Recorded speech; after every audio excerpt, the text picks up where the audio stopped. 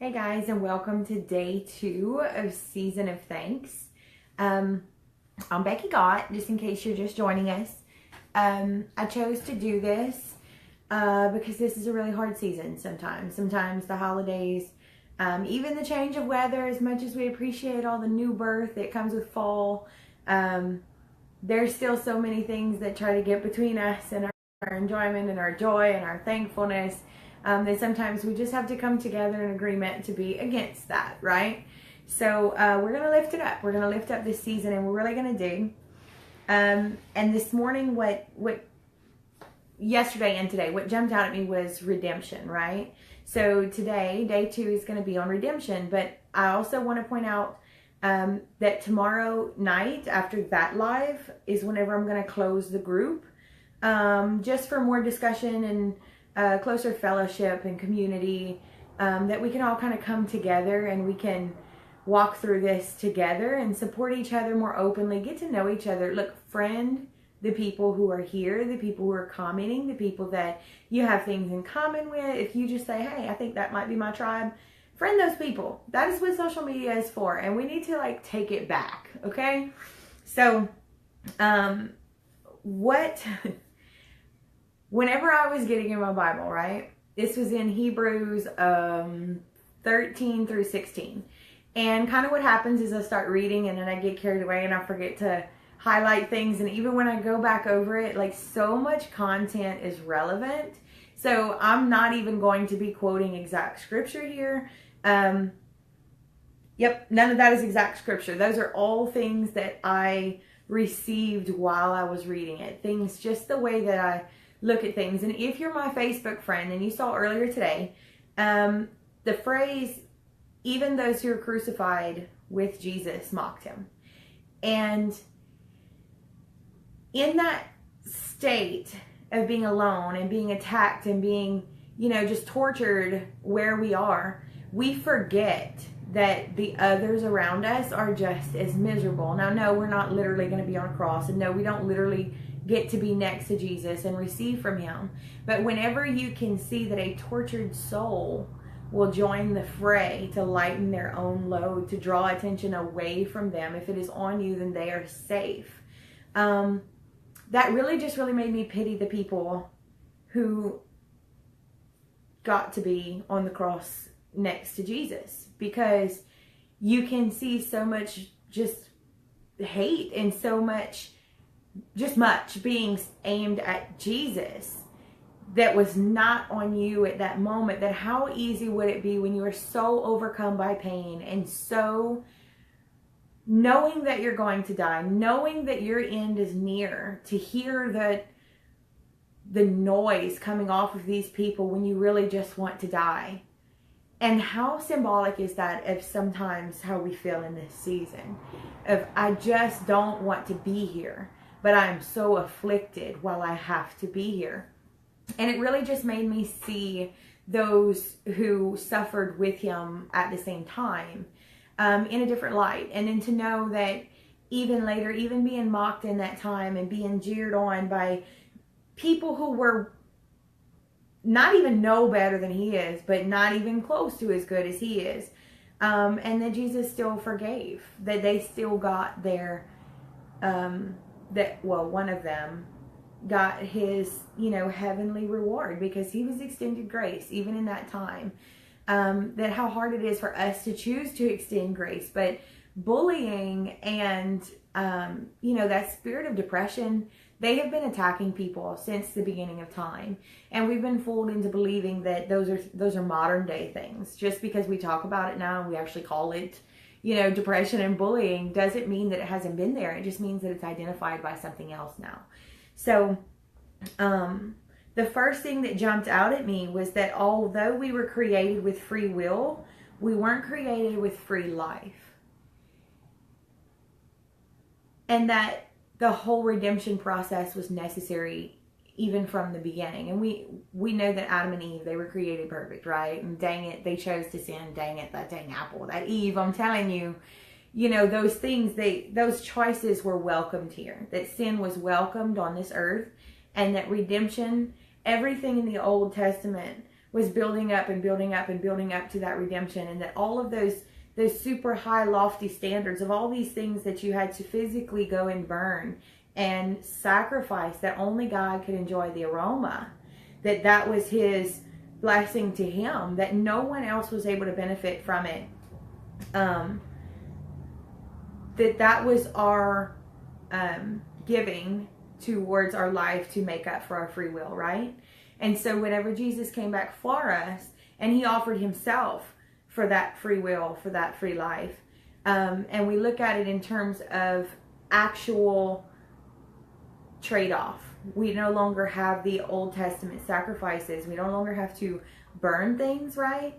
And it's in the book, in my book, I Am Awakening. One thing that he showed me was that our tithing and our trusting in his provision was a spiritual circumcision. That circumcision in the old days was a designation of these are our leaders and these are our protectors and we're going to give them to you. And that the sacrifices were according to what you had. And so our provision, even now, whenever we offer it to him, we are not limited by only giving him our leaders and our protectors, but we, no matter our station in life, get to bring an offering to him in what he does for us and can do for us. And we get to be the hands and feet. And so this life that we choose, we have his redemption on the cross. And then we have our duty and our service that follows that and honors that sacrifice. Another thing that jumped out at me was that we can be disgusted by the actions of Judas and Pilate and the soldiers and the priests because they were done to Jesus. But very rarely do we actually stop and say, what about what Jesus represents opened him to that attack, that particular attack, right? So I always thought of that as, well, yeah, we all know that happened. We all know who did it. There's no hiding from it. These guys have been immortalized since what, the 3rd or 4th century, whenever the Bible was first compiled. Those guys, everybody knows who they are. But their betrayals all look different. Their betrayals to him all look different. And so we had, Judas, who literally sold his loyalty, and he betrayed him and he led them to him. So he opened him up for that ridicule and that attack and the dragging away that begins the process. And we're not always aware of the process that we are planting whenever we draw attention to someone that we envy or someone who we can gain something from, right? Pilate knew that the judges and the priests were jealous, and he knew that they wanted their influence back because everything was political. And Pilate, to save his own head, after asking Jesus, what do you say to these charges? And Jesus had nothing to say because he knew Pilate's plight. Pilate's plight was he was a governor. He was not a native. He was planted there. And his only security was his giving to the people and keeping them placated enough that his position was safe and he got to keep his head, if we're going to be really honest, that he could have been overthrown easily by all of the locals because he was not a local. And so what does he do? Well, if Jesus isn't going to argue for himself, I'm not going to put a stop to this now. Any one of them could have put a stop to this now, but they didn't. Both of their motives were different, but it manifested the same way, and we manifested the same result because of their actions, even though independently they had different motives. And it really just kind of makes you think, who is your Judas? Who is your Pilate? Who is your Peter even? Who is your person who in your time of need denied recognizing you? Who is it who denied even being affiliated with you that hurt you so much? That whenever we take on and we realize that he went through all of these things to represent us. My plight right now, your plight right now, Lisa's plight right now, Brooke's plight right now, whoever else is on this, you right now, for that exact moment, he took on everything that you would have taken on, which means that these roles have different faces, but they are in our own lives. because Jesus represents us, and God is in all of us, right? And God sent him for us, and he calls him the Son of Man. And man, which is us, who is your Judas? Who is your Pilate? Who is your Peter that is hurting you and stopping you from reaching out to God, from trusting God with this? Because this person who could have removed this plate from you, who chose not to, we are putting a mantle on them that they do not deserve, because every single one of those people could have stopped it, but their common denominator is personal gain. And we have so much self on this earth, that we walk in so much self, and we are born with so much self, that Jesus actually tells us that you have to die to yourself. And no, that doesn't mean to take your actual own self's life. That means to take that mindset of self that stops you from acting, and stops you from being brave, and stops you from trusting in him for your safety and your provision.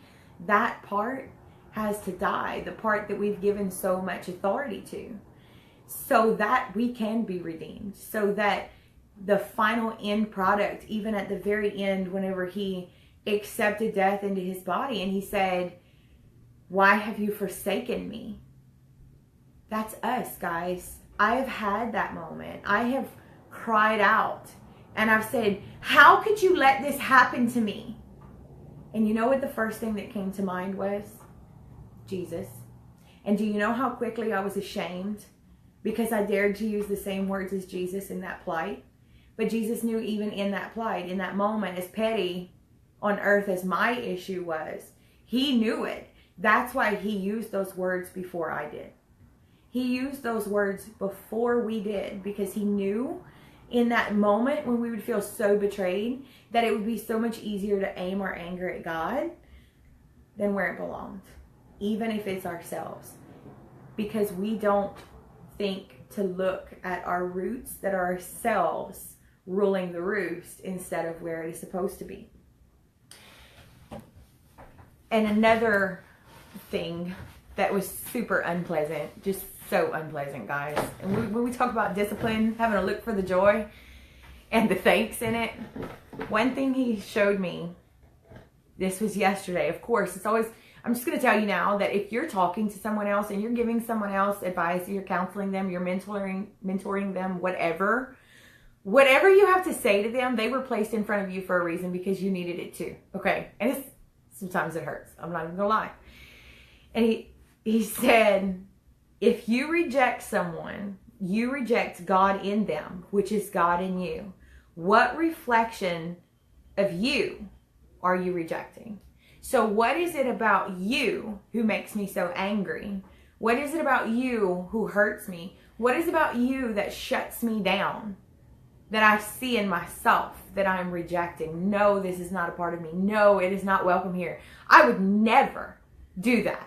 And then the very next thought that you have is the one time you did do that.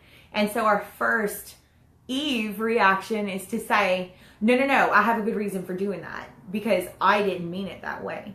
But how was it received? Were you the Judas? Were you the Pilate? Were you the Peter? Because we don't know. And if we don't allow ourselves to be corrected, then we catch ourselves in that cycle of doing it again. And it all goes back to not having to do it again. And you don't have to do it again whenever you are walking in your right living and you are receiving your training and you are receiving your discipline, because it's for the good of the God in you that you were rejecting in someone else. So the God in you that you were rejecting in someone else, the ways that they maybe gave into it, or they were weak to those temptations, or they chose the easier route of submitting and following the crowd because they were hurting. And they could not bear to open that up against themselves, that it was so much easier to just jump into the fray and keep the focus on you. What in them do you need to forgive for in yourself? What in yourself have you put up that block and you have stopped yourself from healing? Because we don't want to hurt. We're tired of hurting, right? But there's the hurt that heals. And whenever we can look at it and we can be honest with ourselves, and I guarantee you, as soon as I said that, you guys thought of one person who you were like, oh, that heifer right there, I just cannot, and I will not, and I'm not even going there. What is it about that person that is familiar to you that you recognize that you're rejecting? And we chose that part, that walk, with our free will. And that's probably the hardest part, is that we were allowed to choose that free will, but we're also allowed to choose that free life. Redemption means you chose this path, but since you have agreed to let me work this to my favor and be disciplined, your training, I will work all things to my good, which is your good, because I am in you. And I have really, really, really struggled.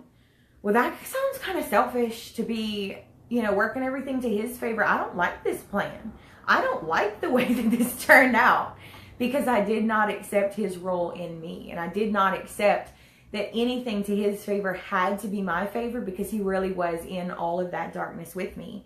And redemption is whenever he says, you put yourself here, you insisted upon it, and you just plowed a path right where there wasn't supposed to be one.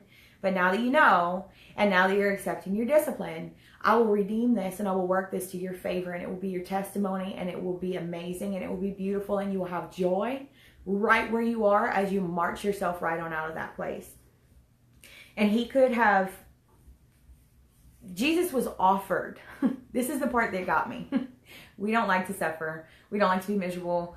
I have a very high threshold for pain. Doesn't mean I'm going to get in line for it, okay?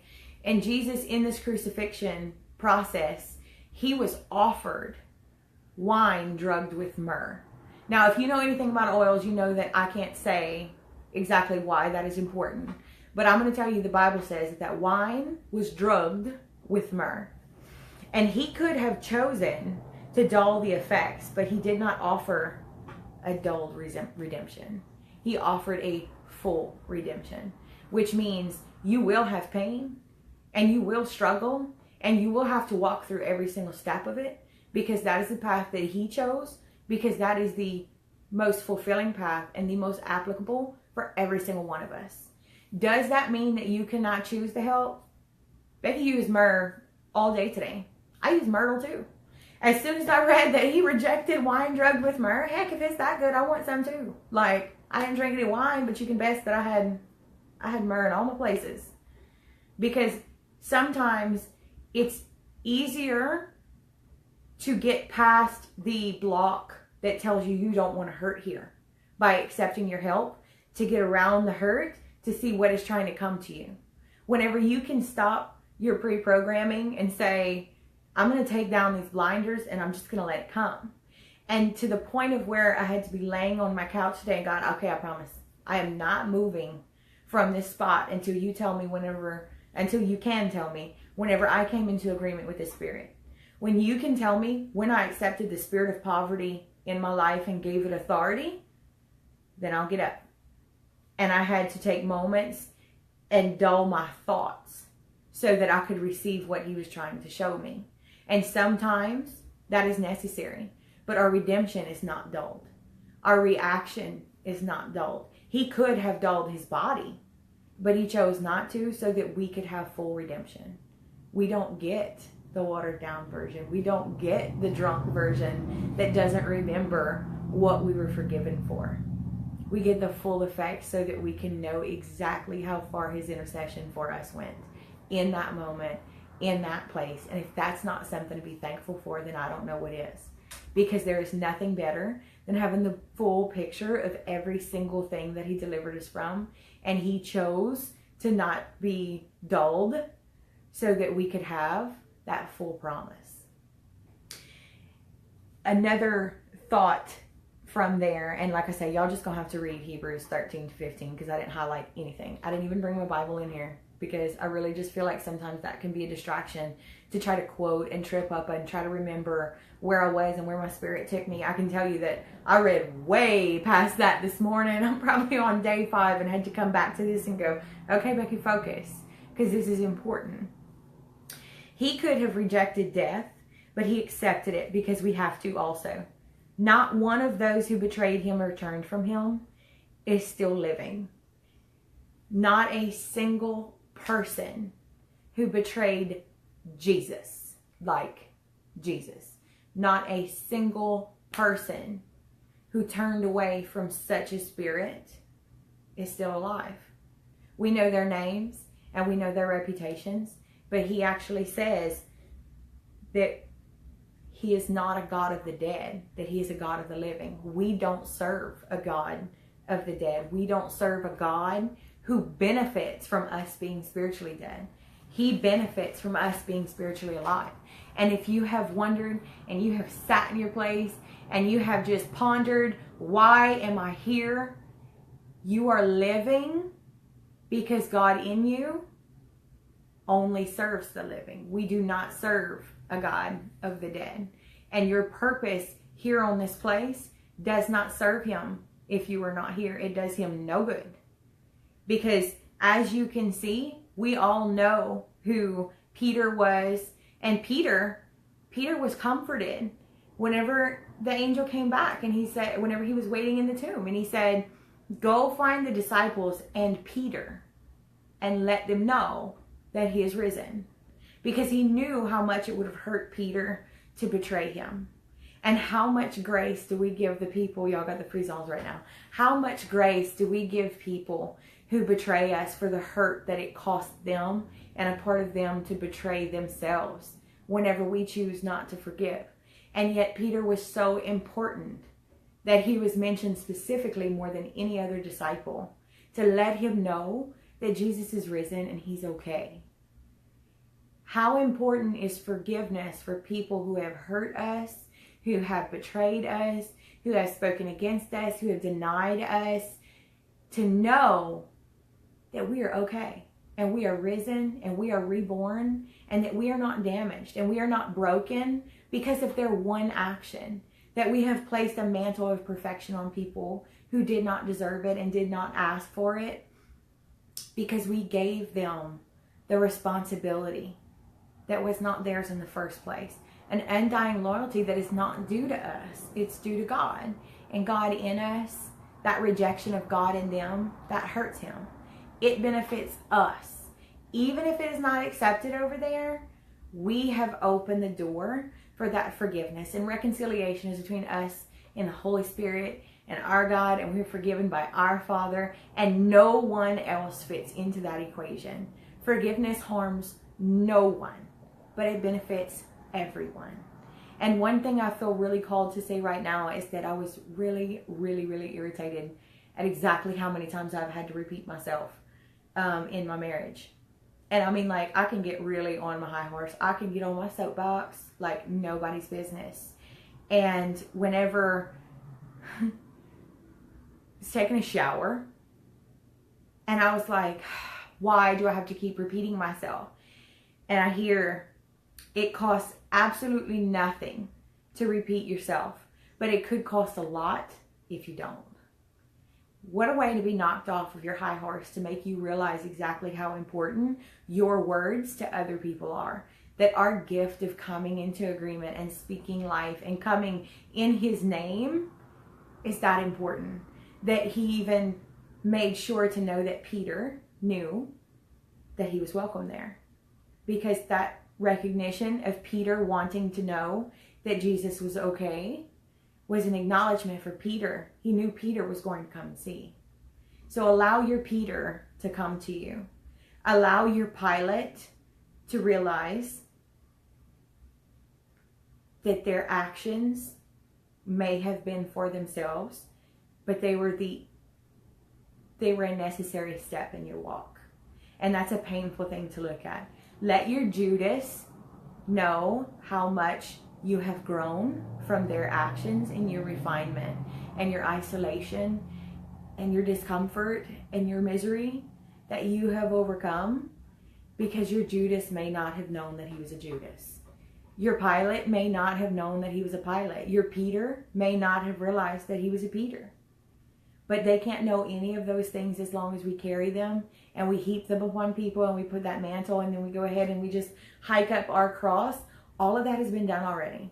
All of that is in the greatest story that we did not have to walk through for the first time. We didn't have to walk through it the first time. We're not going to be the last people to walk through it. But that spirit of death was accepted by Jesus because he knew that you would be tempted by the same one. He could have stopped that day. God could have stopped that day. But they chose not to. Our God, who operates on a quantum level, could have turned that staff into a serpent or a freaking pool noodle 2,000 years before they had pool noodles. He could have really baffled everybody and let them try to figure out how to explain that in the Bible. But he didn't. He chose not to because we all have to accept the same spirit eventually. And so he chose to, because Jesus did not have to die. He did that because we are all going to die anyway.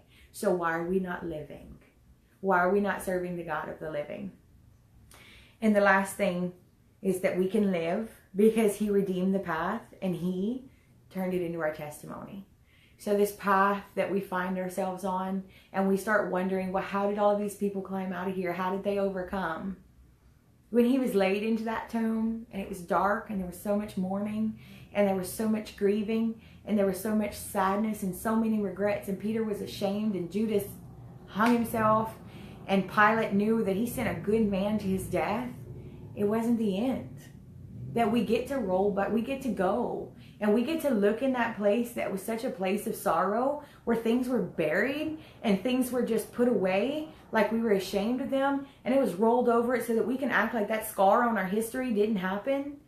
When you go back to that place and you find the stone rolled back and the sheets folded and that amazing smell of that anointing oil and the herbs and spices that his body was blessed with to be buried, things that were honoring to him, and you go there and all you can find is an angel and some sheets and that smell, and I cannot imagine the brightness of everything there. They went there to mourn and they came out with joy. And so I hope that you can find thankfulness for the redemption in your journey and the steps that he took to be so relatable to you where you are, because he knew that you in particular, you, all of you who are watching right now, your place was in his mind and in his heart. And he accepted all of these things without being dulled. Okay? Without being dulled. So that you could be. So I hope that this helps you guys. Please like the video. Please add your friends. Please do that before tomorrow. Comment, post your testimonies, and share. We do not need anyone here feeling like they're alone. The fact that there are people watching this video tells me I am not alone. You have stayed here through this entire video. Who is your Judas? Who is your Pilate?